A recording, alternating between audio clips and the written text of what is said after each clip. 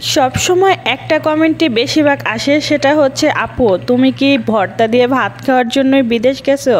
হ্যাঁ আপুরা, আমি ভর্তা দিয়ে ভাত খাওয়ার জন্যই বিদেশ এসেছি। সব সময় চেষ্টা করি একসাথে এইভাবে হাজব্যান্ডের সাথে খাওয়ার জন্য, তবে মাঝে মধ্যে একটু শখ করে সৌদি আরবদের মতন সুন্নতি স্টাইলে খাওয়ার চেষ্টা করি। হ্যালো এভরিওয়ান, আসসালামু আলাইকুম। চলে আসছি নতুন আরও একটি ডেইলি ব্লগ নিয়ে। আজকের ব্লগটা আপনাদের কাছে অনেক বেশি ভালো লাগবে, আশা করব পুরো ব্লগ জুড়ে সাথে থাকবেন। আর অবশ্যই একটি লাইক দিয়ে পুরো ব্লগ দেখার অনুরোধ রইল। চ্যানেলটা সাবস্ক্রাইব করে রাখবেন, পেজে লাইক ফলো দিয়ে সবসময় সাপোর্ট করবেন। আজকে দেখুন রোদের তাপমাত্রা প্রচণ্ড, যার কারণে আপনাদের সাথে একটু শেয়ার করছি। এত বেশি গরম, আর এই গরমের মধ্যে রান্না করাটা তার চেয়ে বেশি কষ্ট।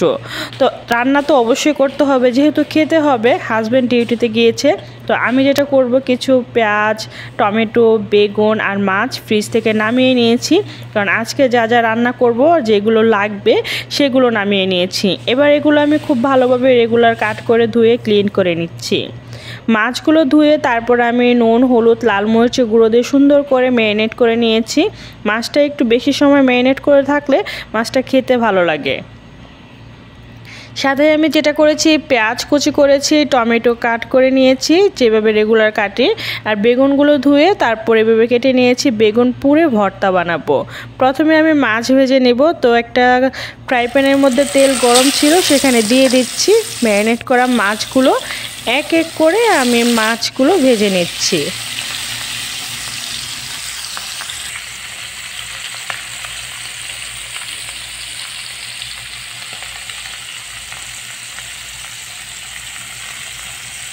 এক পিঠ ভাজা হয়ে গেলে আমি অন্য পিঠ উল্টে দিচ্ছি, আর এইভাবে করে আমি মাছগুলো ভেজে নেব।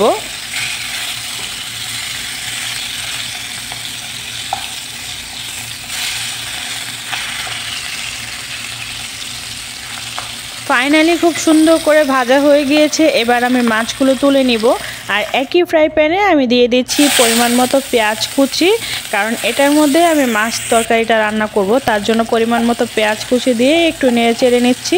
এটা যখন সফট হয়ে যাবে তখন দিয়ে দিচ্ছি টমেটো। তারপরে আমি যেটা করব, স্বাদ মতো লবণ দিয়ে দিব, আর এক এক করে সব ধরনের মশলা দিয়ে দিব। হলুদ, লাল মরিচের গুঁড়ো, ধনিয়া গুঁড়ো, তারপর আদা রসুন পেস্ট, সব ধরনের মশলা দিয়ে পরিমাণ মতো পানি দিয়েছিলাম। এবার এটা আমি খুব ভালোভাবে কষিয়ে নিব। মশলাটা যত ভালোভাবে কষাবো ততই খেতে ভালো লাগবে। তো আমি সব সময় চেষ্টা করি মশলা একটু ভালোভাবে কষানোর জন্য। তো এই যে খুব সুন্দর করে কষানো হয়ে গিয়েছে, এবার মাছগুলো দিয়ে দিচ্ছি, আর মাছগুলো দিয়ে আমি আবারও মাছ আর মশলা অনেকটা সময় নিয়ে কষিয়ে নিব। অনেকটা সময় নিয়ে কষানো হয়ে গেলে তারপরে এখানে আমি পরিমাণ মতো পানি দিয়ে দিব। আর অন্য দিক দিয়ে যে কাজটা করেছিলাম সেটা হচ্ছে কাঁকরোলগুলো খুব সুন্দর করে ছিলে তারপরে এরকম পিস করে কেটে নিয়েছি। কাঁকরোল ভাজা করব, যেহেতু অনেক দিন ধরে পড়ে আছে ফ্রিজে, নষ্ট হয়ে যাবে তাই। আর এই তো ধনিয়া পাতা কুচি করে নিয়েছি। মাছের তরকারিটা প্রায় হয়ে যাচ্ছে, একটু নেড়েচেড়ে দিচ্ছি, তারপরে ধনিয়া পাতা কুচি দিয়ে দিব। অনেকে আমাকে কমেন্ট করে মাছের তরকারির মধ্যে মানে ভুনার মধ্যে কেন এত ঝোল রাখি। আসলে একটু ঝোল ঝোল না থাকলে আমার হাজব্যান্ড আবার একটুই করে বলে যে একটু বেশি করে ঝোল রাখবা, কারণ আমরা তো রেগুলার ডাল রান্না করি না, তো ঝোলটা অনেক বেশি পছন্দ করে। যাই হোক, ধনিয়া পাতা কুচি দিয়ে নামিয়ে নিয়েছি। এবার এখানে আমি যেটা করব, বেগুনগুলো পুড়ে নিব। আমি যেটা করেছিলাম, এই বেগুনগুলো আগে থেকে ধুয়ে রেখেছিলাম, শুধু তেল মেখে এই যে এইভাবে করে পুড়ে নিচ্ছি।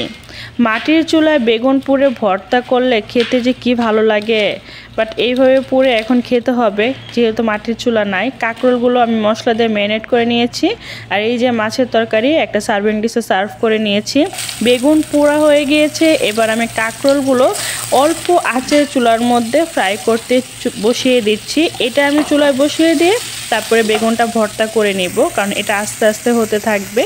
আমি বেগুনগুলো ছিলে খুব সুন্দর করে ছোট ছোট করে কেটে নিয়েছি, এতে করে ভর্তা করলে খুব ভালো হবে। এই যে শুকনো মরিচ ভেজে নিয়েছি, পেঁয়াজ আর ধনিয়া পাতা কুচি তো করেই রেখেছিলাম আগে, এবার শুধু মাখামাখির পালা।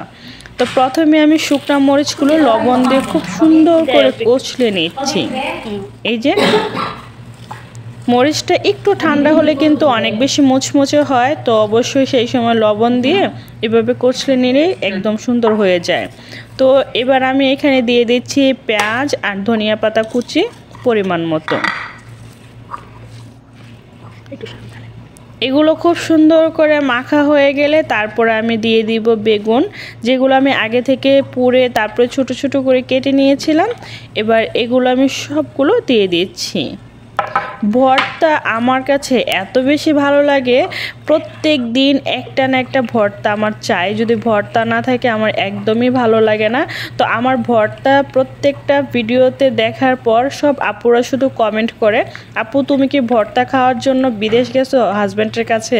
হ্যাঁ আপুরা, আমি ভর্তা খাওয়ার জন্যই বিদেশ এসেছি, কেননা ভর্তা ছাড়া আমার একটা মুহূর্তই চলে না। আমি হচ্ছি ঝাল পাগল, তো ঝাল ছাড়া আমার মোটেও চলে না। আর ভর্তা দেখলেই আমার অনেক বেশি লোভ লাগে, কারণ ভর্তা আমার অনেক পছন্দ। এই যে মজাদার ভর্তা তৈরি হয়ে গিয়েছে, আর এই ভর্তা বানাতে বানাতে কিন্তু আমার কাঁকরোল ভাজাটাও হয়ে গিয়েছে। এবার আমি এই কাঁকরোল ভাজাগুলো একটা প্লেটে তুলে নিব, কারণ আমার একটা কাজ শেষ হতে আরেকটা কাজ আমি তৈরি করে নিয়েছি। তো এক এক করে সব কিছু শেষ হয়ে গিয়েছে। তো এই তো এবার আমার রান্না বান্না ফাইনালি শেষ। এই গরমের মধ্যে রান্না করা কী যে কষ্ট কি বলবো, তারপরও রান্না তো অবশ্যই করতে হলো। তো ফাইনালি রান্না শেষ, গোসল করে নামাজ পড়ে খাওয়া দাওয়া করব। এই তো খাবারগুলো খুব সুন্দর করে সার্ভ করে নিচ্ছি। এটা হচ্ছে মাছের ভুনা, আর এই হচ্ছে আমার প্রিয় ভর্তা। এই যে কাঁকরোল ভাজা, সাথে ছিল শাক ভাজি। তো প্রত্যেকটা খাবার আমি খুব সুন্দর করে সাজিয়ে নিয়েছি। নর্মালি করে কি সবসময় প্লেটেই তো খাই, তবে আজকে একটু আরাবিয়ানদের মতো সৌদি আরবের স্টাইলে খাবার খাচ্ছি। আসলে হয় কি, মাঝে মধ্যে একটু অন্যরকমভাবে খেতেও অনেক বেশি ভালো লাগে। বিশেষ করে আরাবিয়ানরা যখন এভাবে খায় তখন কিন্তু দেখতেও অনেক ভালো লাগে। আর আমি যেটা করি, মাঝে মধ্যে এভাবে খাওয়ার চেষ্টা করি। তো আজকে আমি সেভাবে খাচ্ছি। নর্মালি আমি কিন্তু সব ধরনের তরকারি একসাথে নিয়ে কখনোই খাওয়া পছন্দ করি না। একটা শেষ হলে তারপর অন্য তরকারি নেই। তবে আজকে যেটা করতেছি, আপনাদের দেখানোর সূত্রে আমি সব ধরনের তরকারি একসাথে নিয়ে নিচ্ছি। তো যাই হোক, তো আজকের আমার এই ব্লগটা আপনাদের কাছে কেমন লাগছে সেটা অবশ্যই কমেন্ট করে জানাবেন। ভালো লাগলে লাইক কমেন্ট শেয়ার করতে ভুলবেন না। প্লিজ চ্যানেলটা সাবস্ক্রাইব করে রাখবেন, আর পেজে লাইক ফলো দিয়ে সবসময় সাপোর্ট করবেন। আপনাদের লাইক কমেন্ট শেয়ার আমাকে নতুন নতুন ভিডিও দেওয়ার অনুপ্রেরণা যোগায়। আপনাদের কাছে আরাবিয়ান স্টাইলের খাবারটা কেমন লাগে সেটা অবশ্যই আমাকে জানাবেন। বিশেষ করে সৌদি আরব স্টাইলের খাবার কিন্তু সবারই পছন্দ, সেটা আমি জানি। তবে আমার দর্শকদের কাছে আমার অনুরোধ, সেটা আমাকে একটু কমেন্ট করে জানাবেন।